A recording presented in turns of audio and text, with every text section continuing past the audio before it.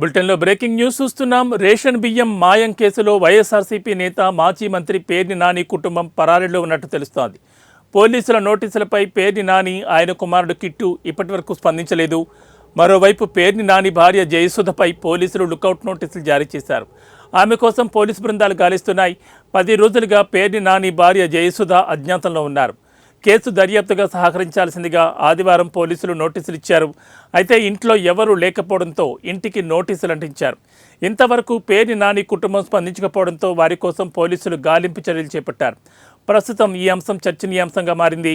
ఈ కేసులో నిందితులుగా పేర్ని నాని భార్య జయసుధ, ఆమె వ్యక్తిగత కార్యదర్శి మానస తేజ కోసం పోలీసులు గాలిస్తున్నారు. కాగా మానస కుటుంబ సభ్యులను పోలీస్ స్టేషన్కి తీసుకొచ్చి పోలీసులు విచారిస్తున్నట్లు సమాచారం.